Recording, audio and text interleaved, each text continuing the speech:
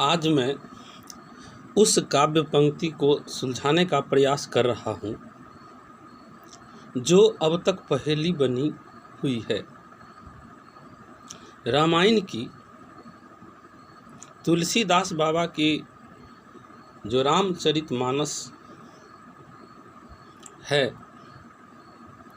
उस रामायण की काव्य पंक्ति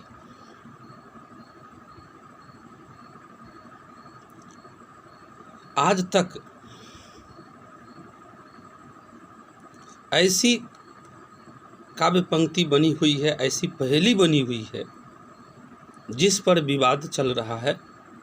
बहुत लोग उनको मानने से इनकार कर रहे हैं और इसका सीधा अर्थ है कि उस काव्य पंक्ति को सही से नहीं समझना, उसके अर्थ को गलत ढंग से पेश करना। जैसे तुलसीदास बाबा ने सोरठा, दोहा और चौपाइयों में अपनी काव्य पंक्तियों को रामचरितमानस में रखा है। उनमें से एक चौपाई है, ढोल गवार शूद्र पशु नारी सकल तारना के अधिकारी।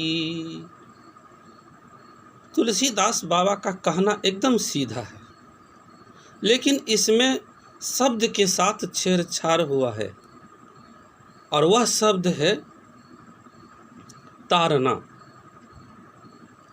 तारना शब्द में जो बड़ा र डाल दिया गया है, उसी के साथ धोखा हुआ है। तुलसीदास बाबा की जो मूल पुस्तक है उसमें बड़ा र नहीं है, उसमें छोटा र है।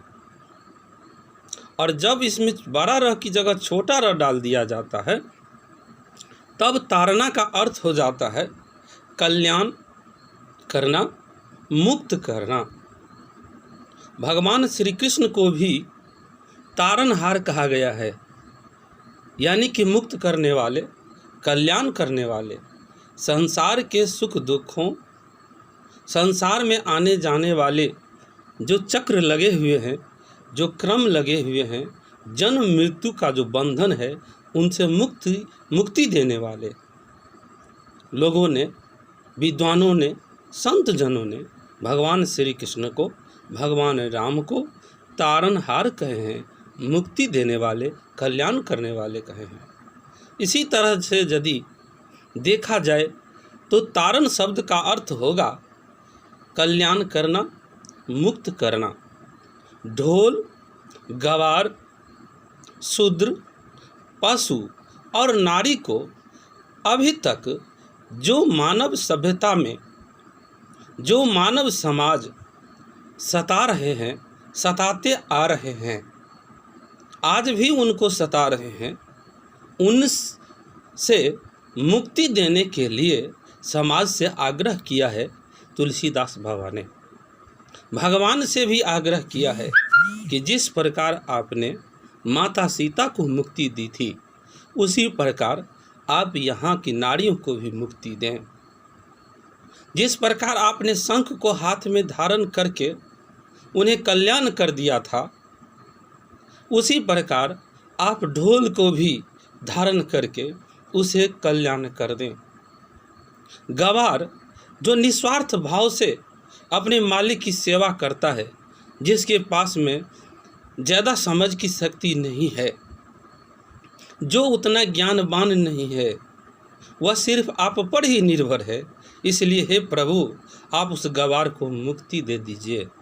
शूद्र जिनको समाज के बड़े लोगों ने, जो अपने आप को बड़े कहते हैं, वे इस मानव समाज को, शूद्र समाज को सता के रखा है उन्होंने, और उनसे आप मुक्ति दे दीजिए। समाज के लोगों को भी कहा है कि आप इन्हें मुक्ति दीजिए, इन्हें मत सताइए। और भगवान को भी कहा है बाबा ने कि इन्हें आप मुक्ति दे दीजिए।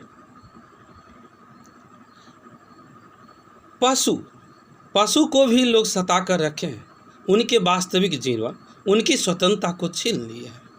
इसलिए बाबा ने कहा है प्रभु इन्हें मुक्ति दिलाइए, क्योंकि आप गजराज को भी मुक्ति दिलाए थे। आप पशुओं की गुलामी से स्वयं जानकार हैं, उनको जानते हैं, उनके दुख को जानते हैं, इसलिए पशुओं को भी मुक्ति दिलाइए। और नारी को जिस प्रकार आपने सीता के दुख को देखकर द्रवित होकर सीता जी को मुक्ति दिलाए थे, उसी प्रकार आप यहाँ की नारियों को भी मुक्ति दिलाइए।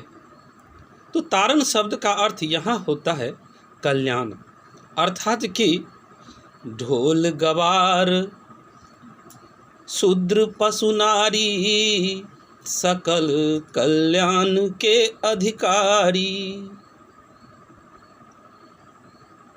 और तुलसीदास बाबा के शब्दों में कि ढोल गवार शूद्र पशु नारी सकल तारना के अधिकारी।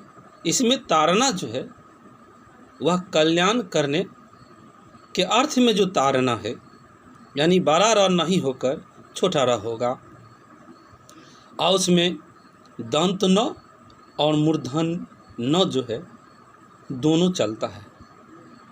दोनों न देने पर अर्थ एक ही होता है, लेकिन र छोटा करना है, छोटा र, बड़ा र नहीं।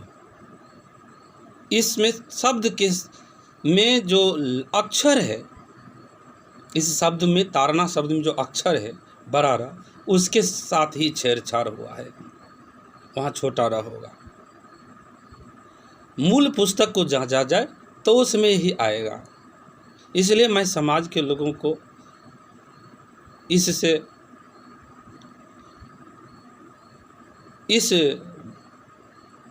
संशय से, भ्रम से मुक्त कर देना चाहता हूँ। उनके सामने मैं इस बात को खोल के रखना चाहता हूँ कि इस भ्रम में वे न रहें कि तुलसीदास बाबा उनके खिलाफ लिखे हैं। ऐसी बात नहीं है। वे तो लिखे हैं कि इन सब को मुक्ति कर दीजिए, मानव समाज से और भगवान से आग्रह किए हैं कि इनको मुक्त कर दीजिए, कल्याण इनका कर दीजिए, क्योंकि वे लगातार आपकी सेवा में लगे हुए हैं। इनको सताइए मत, इन्हें मुक्ति की दीजिए, इन्हें मुक्त कर दीजिए। जय श्री राम।